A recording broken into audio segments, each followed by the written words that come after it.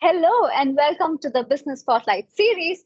I'm your host Devi Malavika, and joining me today is James Birrell, who's the Group Managing Director of the Birrell Group, which is now a part of Brown and Brown Insurance, right?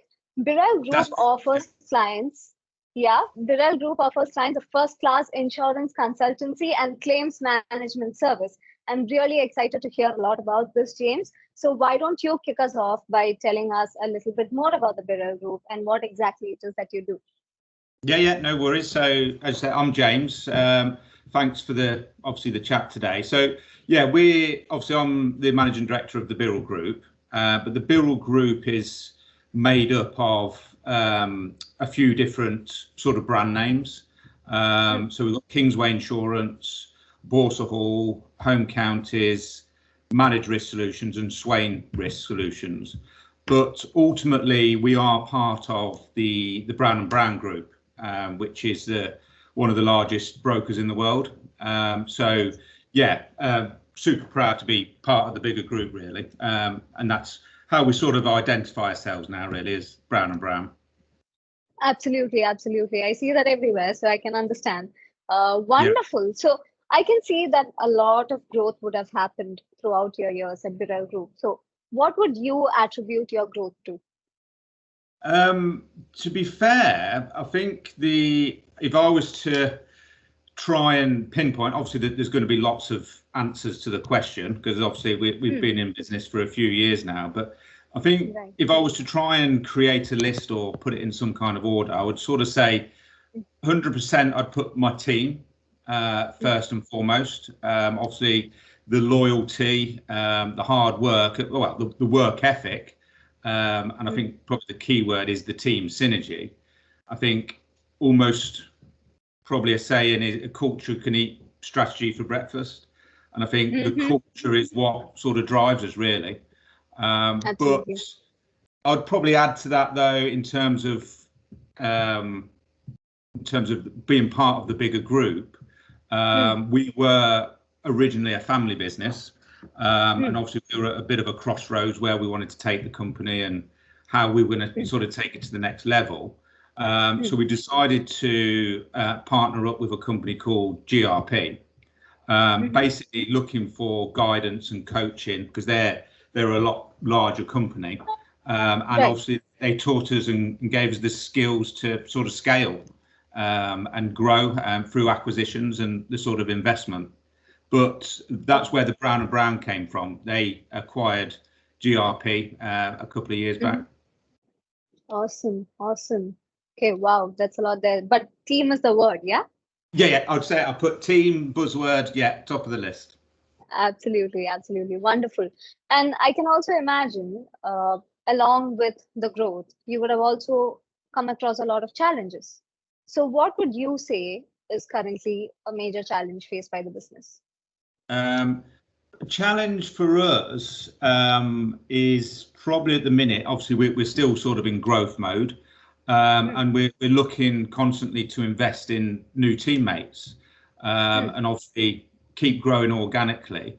And I think there is a competitive marketplace to attract new talent, but we feel once we can get in front of our sort of target audience, we sort of have got something quite good to offer. See that the hunt is on really, but everyone likes a challenge. It's a good thing.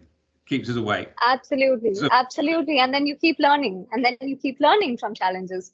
So I love it. I love how it's all about the team. I just absolutely love that. And also going back to the growth, like you said, the team's involvement, it really matters, correct? So how according to you, would you say is your company's vision and the mission statement communicated to your team? And how do you make that alignment throughout the organization? Yeah, I think the key, obviously, part of the bigger group, again, Brown and Brown, I feel that the culture sort of comes through to all the way through to obviously all the regional offices in terms of it is teamwork and it is about almost giving the team purpose and getting the team to sort of drive the business Right. forward, as sort of mentioned before. Mm. Culture beats strategy. But from a personal point of view, I've got a personal sort of vision that almost, I don't know how to describe it, but obviously if you could imagine a world where work didn't feel work, just almost imagine what could be achieved if everyone came to work with a purpose, how passionate and the drive that they could potentially be. So that's almost what I get up to do, and sort of try and empower the team, if you like. Absolutely. Because then again, if you're passionate about what you do, it doesn't feel like work anymore. You just enjoy what you do. And I think it's very important that the whole team feels that way. And it's just so empowering when that happens. So I agree with you 100%. Yeah. Bringing me to my next question. How do you encourage the collaboration and the shared sense of mission among your team? How would you encourage that? Obviously, there's lots of different strategies, but I feel probably if you try and put a headline on it, obviously you've got to feel part of the bigger cause, if you like, the bigger purpose, what are we trying to achieve? But I think first thing I would probably always do is find out what makes each person tick, really, what their motivation is, what their why is, their purpose. But then almost try and align that with the rest of the team, and almost I call it like a synergy impact.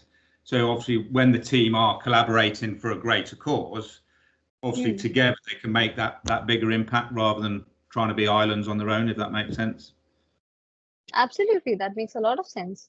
And then yes, again, aligning your personal mission with the mission of the organization is so important. So yes, that's absolutely what the system right there.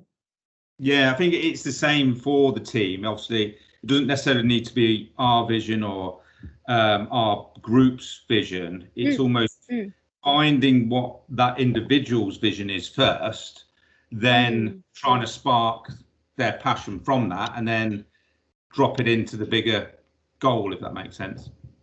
Yeah, that's yes, that makes a lot of sense. It's rather strategic. I like it.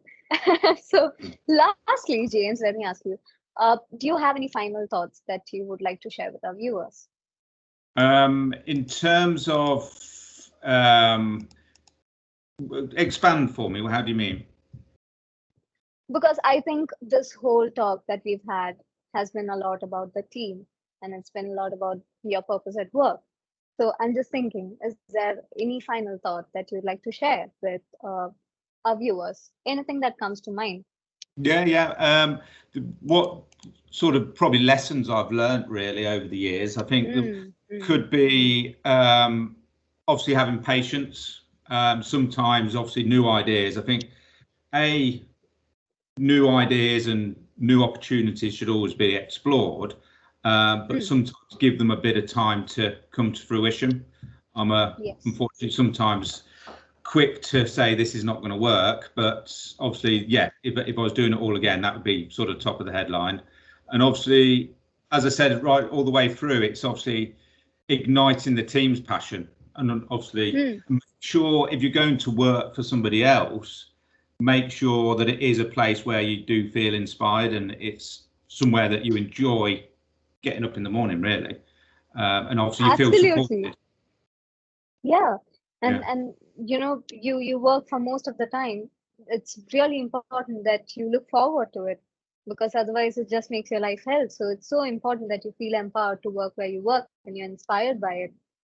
Yes, 100%. that makes a lot of sense. You know, patience and waiting for things to come to fruition, because there's always that work in progress that happens in between. Yeah, it's almost like big goals are good, but you almost have to make sure you understand how you're going to do it, and you can break those goals down so you feel like you are achieving something rather than quitting because it looks too big, if that makes sense. Absolutely, that makes a lot of sense. Wow, so that was such an insightful conversation, James. I absolutely love having that conversation with you, and I'm sure that our viewers would have also picked up a lot of thoughts that they can reflect on and that maybe they can implement onto their business as well. So thank you, James, so much for having this conversation with us. I thoroughly enjoyed it. Thanks so much. Yeah, cool. Thank you.